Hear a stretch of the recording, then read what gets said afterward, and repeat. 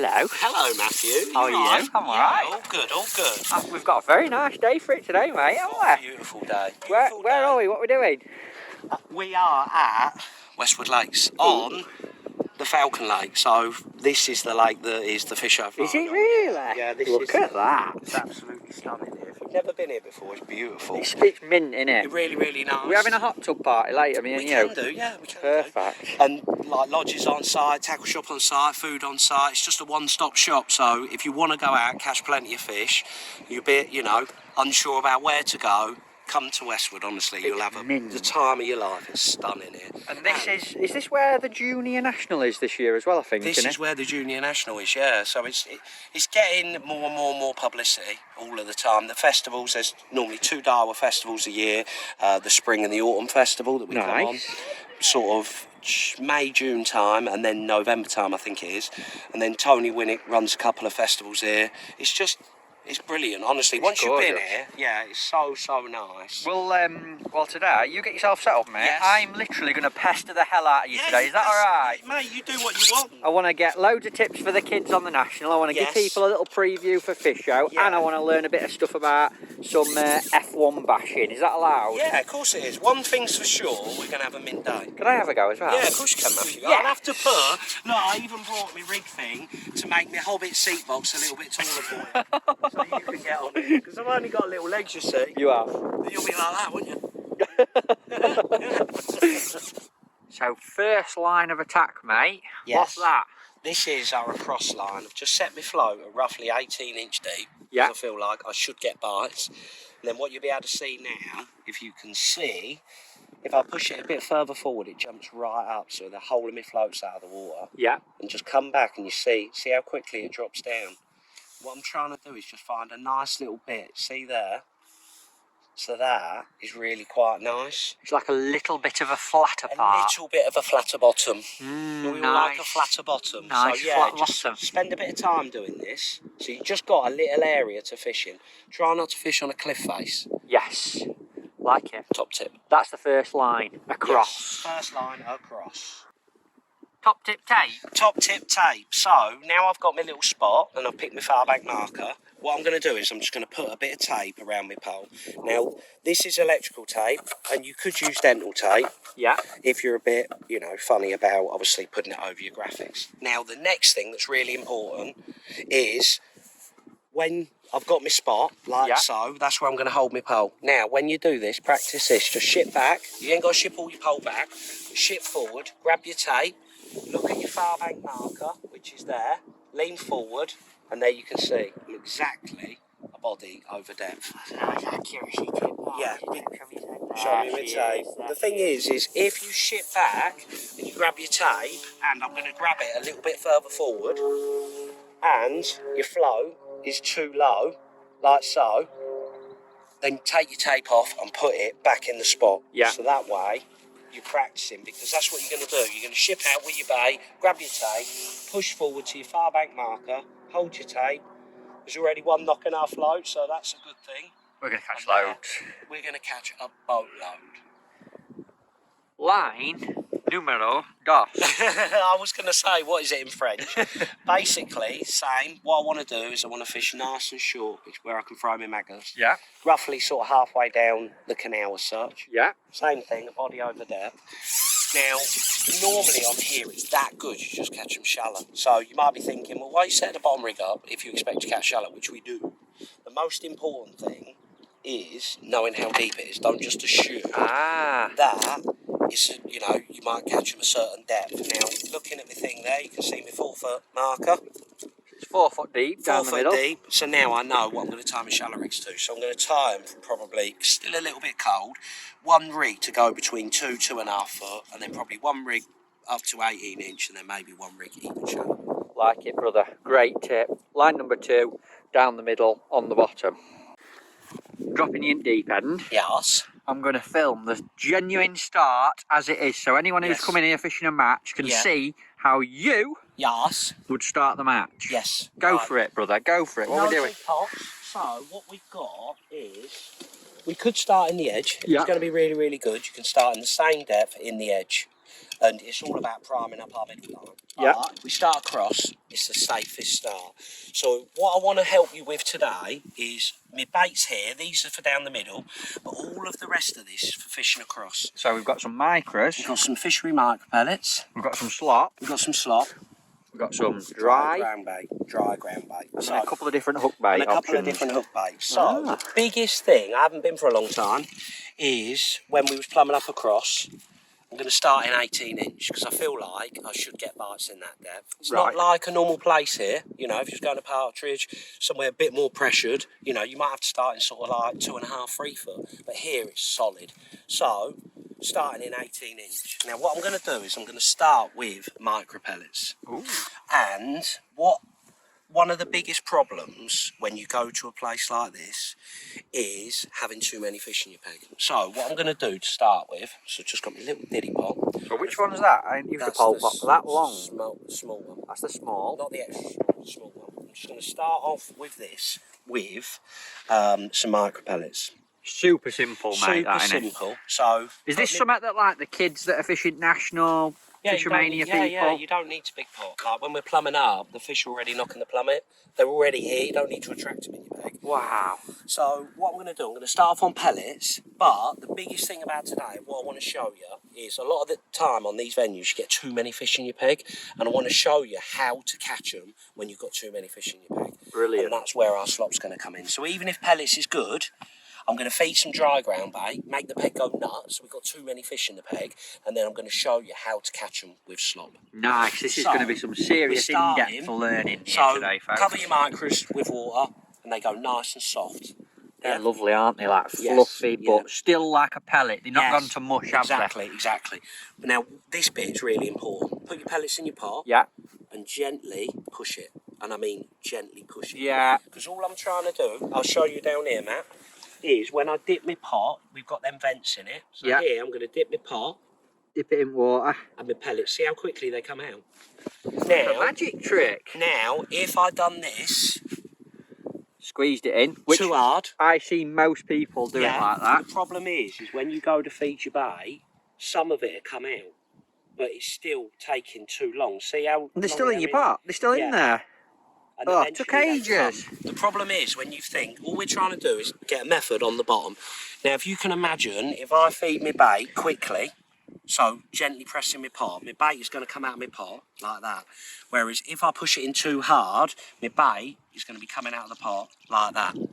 So it's no good. It's going to take. Is that because you've got the fish at all different levels when it's coming out? All I'm trying to do is get my pellets. Yeah. I'm going to put them on top of this bit of ground bait so you can see it, and then place my hook bait on it. So super little trap. Little method feed. So that's all we're going to do. So just turn your pellets over. Gentle. All I'm trying to do is hold them enough so I can turn my pot over and they don't fall out. Go on, get out there. Let's see. Try and face me whenever you're talking. Okay. Because it's even better for hearing you. And I want to hear your lovely voice. So remember when we was plumbing up? Yeah. Grab my tape.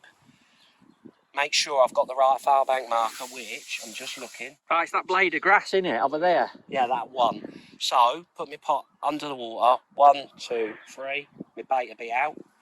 And then lift my rig and just drop it on it. That's a perfect little trap, innit? Yes. It's so important that bait comes out in one quick go. And then now it's just a case of being patient. Now to start with, they might be, you know, until they get basically used to the bait going in the peg, you can get an odd like little daft sign, odd little liner, odd little funny indication. But the more you feed, they get used to the bait coming in the peg. Now this is where we're starting, but one of the best lines on this lake, and to be fair, all the lakes here, moor, swallow and falcon, there's a little bite. First chuck. Is going to be... That didn't take long, did it? I thought we were going to sit here nattering for a few minutes. This place is unbelievable. So, nice soft elastic. Just watch out the way in the tree. Got a nice little bush behind them. Oh yeah. So a nice little left one. It's not that little, it's chunky one, him. What's important is my spray and pray line. So, slightly off to one side. And be priming my maggots. So already, even though you've caught one first cast over there, you've started feeding that middle line. Right, now this is one thing. Remember what I said when we were starting? If you look at where he's hooked. Ah. Now, that's nothing to panic about. It's nothing to worry about. Anyone can get them in mouth. It's not that. We will start catching them in the mouth, but it's all brand new to them. So, nice little F1 there. They're stunning, aren't Stunning fish. Now, one thing about Westwood that is slightly different to bear in mind from other fisheries is you can't put the fish back by hand. Right. So, you've got to place them in your landing net head like so, and then you've got to place them in the water by your landing net. Got it. Or you keep that. Yeah, on that subject, small. You don't want a too deep landing net head that it's all the way down here because you're going to be unhooking them a lot.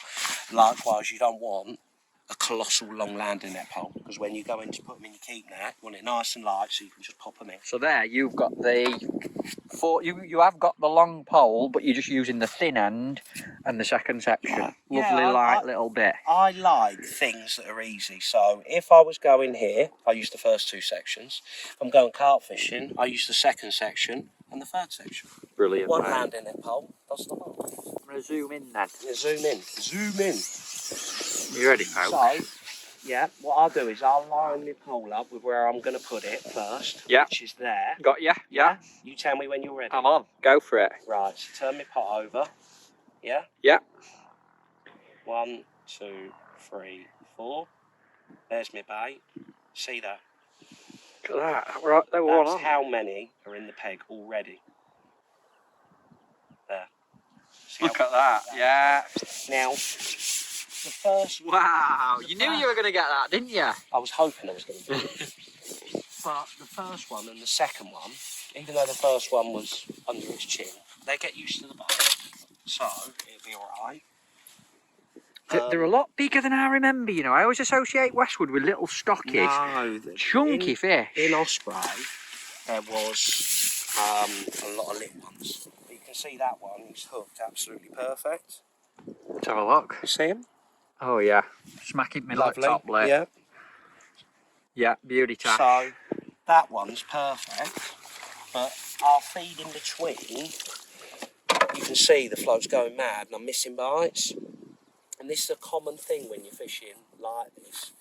And that's what I want to show you a little bit later. So all of the time it's going well, doing this. It's fine, you just got to keep doing it. And you're going to be missing an odd bite, you're going to foul hook an odd fish. Don't worry about it. If it gets to the point where it's going silly... Yeah, that's when we change it. That's when we're going to change. All right, well, you have a little fish then. That's Yes. been a 10-minute masterclass of how to start the session. And I'm going to come back to you in a bit, hopefully when it's not going quite to plan, so you can show us how to combat it. Right, this line across that far bank. Yes. You've got 55 seconds to tell me about your rig, brother. Nice soft elastics, really, really important. What's that? Orange hydro. Nice. 019 mainline, no messing around. 2 number 8 back shots. Little prototype 0.4 mudline flow. Yeah. Down to a simple bulk. What's important is the hook length. Just as a guide, anywhere between up to say 13, 14 inch deep, 2 inch hook length. Right. Deeper than that for this flow, up to sort of 2 foot, maybe just over 2 foot, 3 inch hook length. Remember, it's all about just getting the bait on where we've potted our baits. Little trap nice set. and simple. Yeah. Hook length wise, 013, 16 Super LWG. Look at this, you've got so many ready. There, your 2 inches there. Yes, them ones. My 3 inches, 4 inches, 5 inches. Done. 5 inches. Wow, all in one box. Lovely. That was 55 seconds so far. Perfect. Should we let it go to a minute? Yeah, why not? Go on then, sing us a song. It's gone a little bit crazy, hasn't it? It's gone mad. Now, Westwood is brilliant, but to be honest, with how fishing is, how it has been for me, I thought 18 inch, feeding some micros, that'd be perfect. Nuh-uh. They've gone, basically, what we've had to do, we've had to keep going across to the point where the fish can't get behind me flow. So you've gone right tight over Right to the tight bank to now. the banking. Now, I touched on this earlier, my little marks on my top kits. It might look rubbish, but the most important thing is, earlier on today, I got it slightly wrong. And I'm actually catching in, say, 13 inch of water, a body over depth. Yeah. And I know that for next match. And that's what it's all about with F1 fishing. You're learning match upon match upon match. Now, if they're doing that across, this is why my main line, hopefully it won't take them too long, but they're swirling. They're already like boiling for the maggots. So what you're saying is, because it's so crazy across, look at them swirling. Yeah, look at them swirling. It's so hard to be able to catch. It's possible to catch them in shallow water, but you're getting all of this and you're trying to read the right bite. Whereas when we go there, it's going to be so much easier to catch a bigger weight. And that's the biggest thing with F1s. You want to try and make it the easiest way possible. That's why I'm known as spray and pray. That's a Matty Dawes saying. That is a Matty Dawes saying. Nicked that off Matty. Yeah. That's what he says to me. You just spray and pray. But the reality is when they're like that, when you come into these venues and it's so good. Look at them swirling there. This is what it's all about. Starting across, getting a good start, catch what you can, and get them doing that. Brilliant. I love it, mate. Great advice. Go on then, I'll let you go on it. So to sum up what he said, he started in 18-inch over there. It was a little bit too deep, so he's gone even tighter across, replumbed a couple of times, and he's just too excited to get shallow now. One quick thing, I promised, when we were feeding our micros, that's brilliant. At the moment, like, they want to eat micros, and an expander's by far the best on the hook. But bear this in mind when you're going out, change your pot to a slightly bigger one, or you still use your small, but with your slop, just dip your fingers, grab a bit, plop it in, give it a shake. Now the difference with that is when you feed it, it's going to go to the bottom. So when there's loads of fish, even if a fish knocks it, it's still going to go to the bottom and it's going to break up on the bottom, and it gives you a better chance of being able to catch them. But to be honest, today there's that many fish here. We're pleasure fishing. It's mad normally, but when you're pleasure fishing, there's just so much. It's good advice though, mate, for all them young guns that'll be on national, for anyone coming in here festivals. You've got all the options, and it's just working out which one on the day. The biggest thing is they'll always tell you, you feed a bit of dry ground bait, peg's gone nuts. That's no good. Feed some slop. It's okay. We're catching on it. As soon as I went back to micros, expander on the hook, it's just a bite every single chuck. So just do what they want. And I want to fish shallow. Come on then, first bit of shallow fishing of the year, in you go. Can I go? Go. Really? Go. Watch me, I'll be like Usain Bolt now. You release like a greyhound. Think you're going to get one pretty quick? Maybe. There's a lot there. Oh. Yeah, maybe. 21 seconds to be precise. It took that long? Yeah, that's from when we started talking. Yeah, we've been priming it for a bit now. Do you think that's important, Paul? On a serious note, you've fed that for over an hour. 1,000,000%. When we was doing our podcast and you were saying about fishing for Caraccios, it doesn't matter what you're fishing for when it comes to shallow fishing. The most important thing is priming. So you're better off just waiting that little bit longer, even though you know there's a few there. Keep feeding. The thing is, to be able to go in and catch one a chuck, you think about it, if you've got, say, 5 fish feeding in your peg, or you've got 50 fish feeding in your peg, it's going to be a lot easier to catch them if you've got 50 fish feeding in your peg. Yeah, of course it is.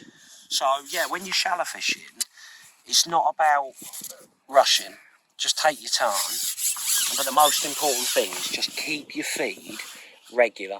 So, try and work it out in your head, if you're sort of new to it as such, or especially young uns that are going to be coming here. Yeah, try and sort of maybe count every time you feed. So just say I want to feed every 8 seconds, for argument's sake, just say that's best. Yeah. When I'm shipping in now, where a lot of people I think go wrong is they ship in, and now the only thing that's on their mind is I want to net this fish, But just by throwing a few more maggots in, this fish is on. We've got a nice soft elastic. He's not going to be going anywhere. It's just about trying to get into a nice steady. There's bait falling through. So while everyone else is still playing fish, you've got some bait going in. You're teeing it up for your next chuck. Exactly. And then just before I bait up, I'm going to feed. Now, the thing is, if you feed at the same time, every single time, for a period of time, there's a lot of times there, isn't there? Time. But the fish will then start to sit at the level that they're happy with. So what happens is, if you feed, the fish might rush up and then they'll follow the bait down. And then if you wait 30 seconds, there's nothing there, so they're just going to follow the bait down. Whereas if you keep a steady fall of bait falling through all of the time, they'll find where they want to be, and then there's more bait. And you keep them in the same place for longer. I've got you. It makes total sense. The most important thing is, if you don't know how often you're feeding, the fish are never going to have a clue. Well, look at that. You can't really catch them any quicker. We're not even on 3 minutes, and that'll be 3 fish. The thing is, and that's with your intro and you talking. Yeah, I think the biggest thing is I think a lot of people get it wrong when they think it's speed fishing. It's not about. You would know this, Matt, when you're bleak fishing. The fastest anglers are the ones that don't look fast. It's not about speed. It's about efficiency. Yeah, just plodding along. Just steady. Plodding away, try not to do any mistakes. You got 2 maggots on the hook, Paul? Yes, double white maggot. Yeah. But what's important, I think, is one, picking out a nice maggot. Make sure your hook's nice and sharp. And I like hooking them through the thin end. Nice. I love hooking them through the thin end. The reason being is you get a lot of hook points showing, if that makes sense. Once they've grabbed it, you've got obviously a lot of hook for them to grab. So you don't miss as many bites? No, and then again, just before I ship out, just because I don't know, I'd rather it takes seconds to flick a few maggots in. Look at that. Now, that's an absolute joke, isn't it? It is solid, it is solid. How's your first experience of shallow fishing of 2022? Amazing. You're loving it, aren't you? I do, I love it. Because it's nice now, because you can feed, and we've had all winter where it's the luck of the draw a lot of the time. When you can feed and you can make something happen, it's different, it's more inside of your control. Yeah. Now, quickly talking about my shallow rig, Matt, even though it's absolutely solid, and it's solid here all of the time, the rule here is 6 inch deep, 6 inch line length limit. Right. I think you're feeding your maggots, they're swirling like mad. A lot of the time, using a longer line is better, trying to keep that pole tip away. So the line between your pole tip and your float? Yes, right. Definitely. But to be able to do that, you need to be able to fish with back shots. Right. So, in theory, what's that, 4 inch? Yeah. I've got a 4 inch line, right? If I slide them down, now when you get closer, you're better off just slightly stringing them apart. The reason being is it won't sink your flow. So what you're saying is, this length here between your float and your first back shot is like the length of line between your float and pole tip, really? Yes, exactly. And do you just hold it tight to them back shot? Yeah, so just try and hold on tight to them. It takes a bit of practice, but trust me, it's well worth practicing. You've not missed many bites so far in this little stint? No, I think with it, you've just got to sort of plod away with it. Yeah. So once I go out, slap me rig once. There's no mad slapping. I don't go out and I don't go out trying to give the best advice, but I don't go out and slap like a madman. Because why are the fish there? Because you're feeding it right. Because you primed it and you're feeding all of the time. So if the fish are coming to the maggots, because that's what they're here to eat, you don't want to be going out and making like a ridiculous amount of noise for no reason. And when you listen to this, it's going to struggle. But when you listen to your maggots land, it's not like ridiculous. Totally different sound to slapping a rig in it. And these fish, they're so tuned in to the noise of your bait landing. So just go out, nice little gentle slap, try and get one. If you get one, great. If you don't, just feed, and you'll probably get one when you feed. Mate, that's been awesome, that. What a little... Tell you what, folks, anyone coming to Westwood, you aren't getting a much better shallow lesson than that. Quickly on the colour of bait, because you mentioned on it. I did. Why white ones, mate? Notice you don't have a single red in there. No. Again, when I was learning how to, fish for F1s, Andy always just said to me, red maggots in the winter. Andy Bennett? Yeah. White maggots in the summer. And it's sort of backwards for all of what I felt, from my carp fishing, like a darker bait tends to work better. For some reason, when you're fishing on the bottom in the winter time, I think red maggots are better because they don't stand out as much, so you don't foul hook as many. Right. Whereas for some reason, I don't know why it is, but I will say white maggots definitely tend to be better when you're fishing shallow. And in the summer months in general. Yeah, and bigger's better as well. When it comes to priming it, I'm trying to fish where I can throw my bait really, really accurately. Them maggots you've got today are absolute bullets. They from Lanes. He does some good maggots, doesn't he, old Tom at Lanes? Yeah, that's the, it sounds a simple thing, but the bigger the maggot, it's being able to throw them and group them nicely, if that makes sense. Yeah. So yeah, try and get yourself some good fresh maggots. Used to when I used to live in Midlands, I used to love going to lanes. Yeah, like all my cast and my maggots, I get them from there. They're just better. Yeah. I think what it is, because obviously they're maggot farm, they just go through so many, so you're not you never end up with like really, really old bait. No, and you've just got the biggest, freshest ones all the time. Always trying to stack all, any advantage you can in your favour, and ultimately, everything matters. The hooks, your floats, the way you put your rig in, your elastics, using the right top kits. But the only thing that really matters to them is what they're putting in their mouth. We know the difference, or I know the difference, between a nice butcher's steak and a steak, from a vacuum packed thing from supermarket. I know what you mean. It's not the same. How do you have your steak? Medium. What's your favourite sauce to have on it? Oh, beef dripping. Is it? Beef dripping, ribeye steak. Or oh, mate. Amazing. Should we have one on the way home? Should we call for a steak?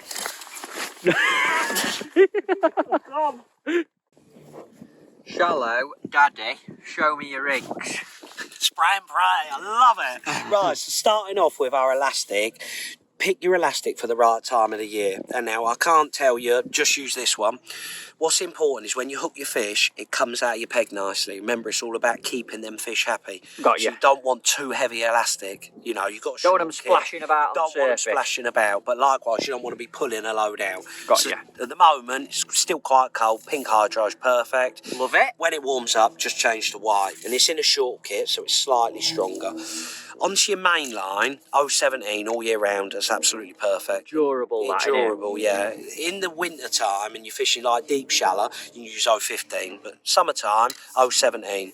The next thing, what's really important when you're using a long line, is getting used to using your back shots. Now, when there's no wind, I like them strung apart. Now, the reason being is basically the only part of my rig that's slack is between wherever that shot is and my float. Yeah. So there, where it is now, say I've got a 2-inch gap. So I've got, in theory, a 2-inch line. If I move it up, I've got a 3-inch line, because that's the only bit that's going to be slack. So to explain that, I'll show them. I'll do your cutaway. Yes. That you'll hold that back shot level with the surface almost. Yes, exactly. And keep this line tight to it. Yeah, and the better you get, the closer you can have your back shots. But what's important is when you slap your rig over, your back shot don't sink your float or bounce your rig. So when your rig lays over, and then bring your pole above it. It lays in a nice line. Then onto the rig, a dibber up to sort of 12-inch deep is perfect. Nice. Deeper than that, we're going to move on to our other float. Now, even though it's solid, a lot of the time, especially when you're fishing maggots, especially here, they eat that deep. You're really shallow. Swirling around. So you want your bait falling all of the time. So a little light dibber, string your shot out. 2-inch hook length, 013, 16. 2-inch hook length, look at that, because it's all in tiny. proportion to the depth. If I had a 4-inch hook length, I'd have to put my shot on my hook length. Yeah. And I don't want to be doing that. So my hook slightly goes, you want to raise a sharp hook. And when you're catching a lot, it's easy whip it off. But 013, 16. So that's our first rig. Nice, then nice. Deeper than that, from 12 inches and above, everything's exactly the same. So same elastic, same line. Long line. Same 2 number, 8 cube back shots. But then you want a tiny little light float, and you want a bristled float. I think that's really important when you're going deeper. When you're going deeper than 12 inch. And again, that same thing, stringing shot out, because it's about that slow fall all of the time. Whereas with this one, because it's above 12 inch, 3-inch hook length, again, 013, 16, super LWG. Brilliant. So it's similar theories for them both, but slightly different flow, slightly different shotting. Yeah. Dibber under 12 inch, a bristle float over 12 inch. Think about your elastic, stick to 017 mainline, but the biggest thing to practice is slapping your rig and holding on tight to your back shot. Nice. Because then you can fish with, in theory, whatever line length you want. If you're getting tiny little stabs and you're missing them, slide your back shot down a bit. You'll be amazed. What do you do with that back shot? Just slide. Slide down, brother. Just slide it down a little bit and you'll be amazed at it go ding. And even though you've got, say, there, I don't know what that is, 7, so 34, what's that? Say 20 odd inch line, a long line, but you get a little ding and just lift up and they're on. You had no big strikes as such. It's been working a treat, mate. I can see it in action. They'll be able to see it in action on but the film. Practice that. If you take one thing away from the shallow fishing, try that long line and get used to practicing with your back shots. Take a bit of practice, but trust me, make a massive, massive difference to how many Thank you, mate. That is fantastic no advice. problems whatsoever. Shallow daddy. You're slaying him. I love it. You are slaying. Oh, he's a big queenie. Mikey Williams calls them queenies. Stunner. What's stunner. I've got to ask you something. What have people got to do if they want to see a little bit more of this sort of content, Paul? Like and subscribe to the Tackle Guru YouTube channel. Yep, Tackle Guru TV. Tackle Guru TV. There's so much on there. Not just you, lots of other gurus. Yeah, and you learn loads, you know. It's great what you boys are doing, getting out on the bank, and it's all little tiny bits of information that help us all, you know. I watch them. I love watching them. Learn loads. I like watching Babe Station. I do. I knew you was... To be honest, that's not as bad as what I expected you to say, to be fair. Not a line. There's got to be a line. Got to draw a line. Yeah, like and subscribe to Tackle Guru TV on YouTube and give Matt a load of grief, and it makes sure we get out and do plenty more in the future. But until then, slap, feed, please. Oh, lovely. As soon as I said that, I was like, what did I say? You know, we're going to go out and just not get a bite. Please go under, please go under, please Just go under, that's it. What does Matty do, Sash?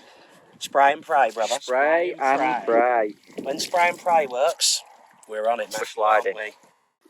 Paul, Yes? can I have your eggs? Hell no. You Please. can't have them. No. Can we give them away for a competition winner then? Of course we can. Oh, yeah. All I want you to do is comment your biggest ever F1 weight and where you caught it.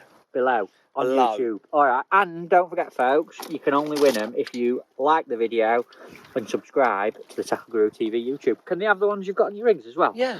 And more than that, a couple of them, they're not even out yet. So Yeah. we've got a little prototype mud Ooh. float here in the hail that we've got, Yeah. the snow now, and some dibbers. But yeah, all of the rigs that I've used today, plus these, you can have, basically. Shallow fishing in the snow.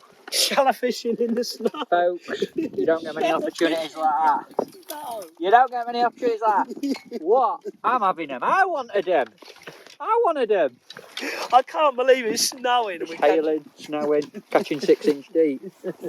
So these videos aren't the only ones you do, are they? Match focus I'm talking about. I didn't know with you, man. I never know with you.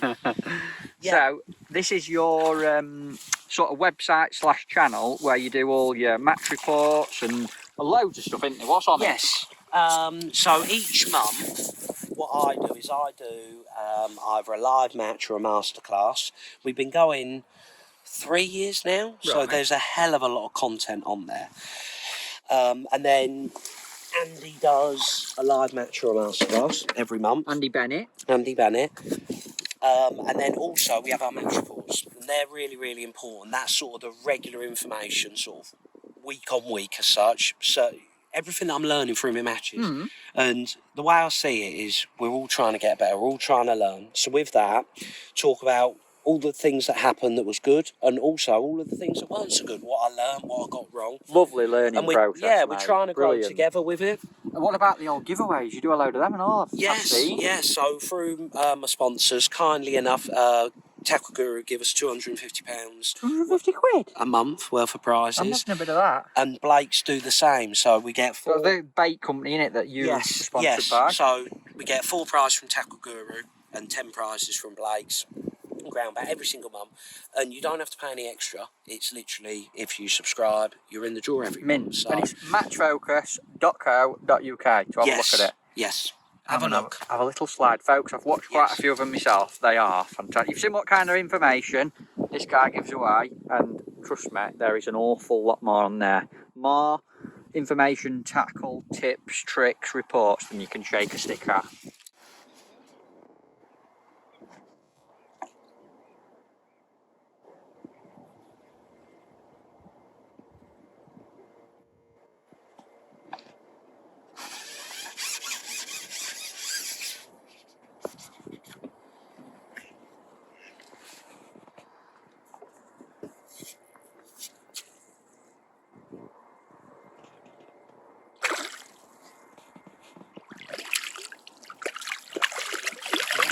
Hey.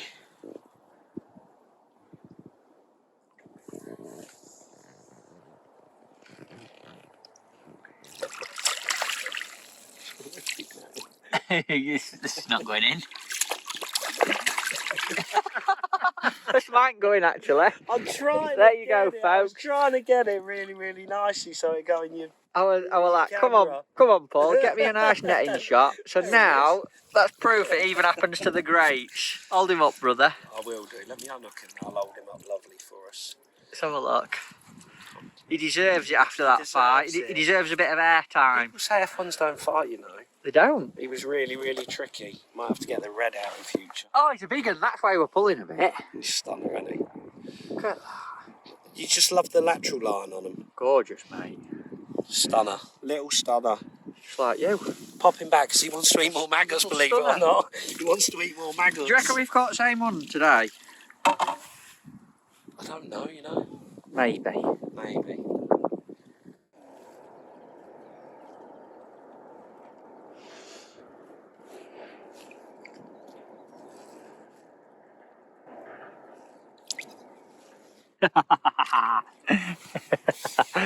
How good are that?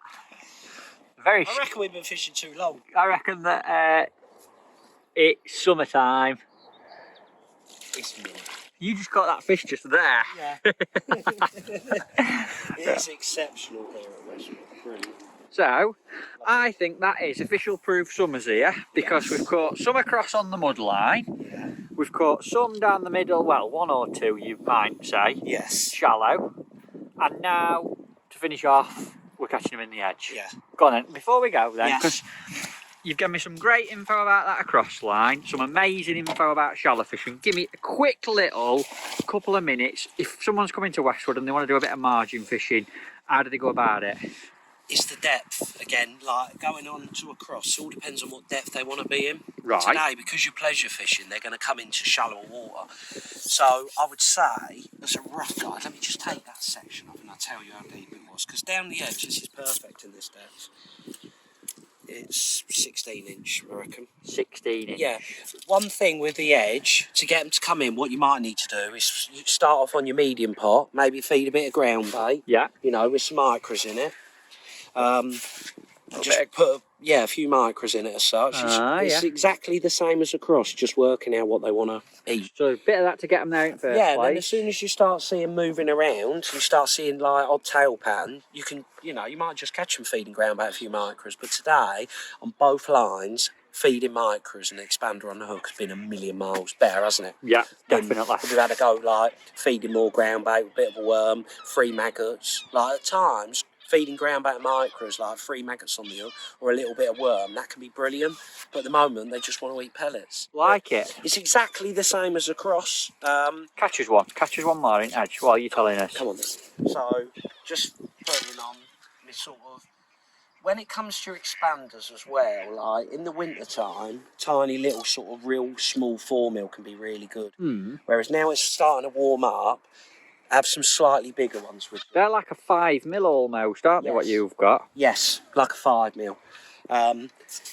One other thing when it comes to the edge as well is you can fish with a short kit and a long full, and that way you don't have to break down, because if you feed and you miss a bite and you need to feed, rather than coming back breaking down, does that make sense? Yeah, you can don't do it have to dead break efficient. down, yeah. So, shall we turn around? Go on then. Shall I come on your float again? Yeah.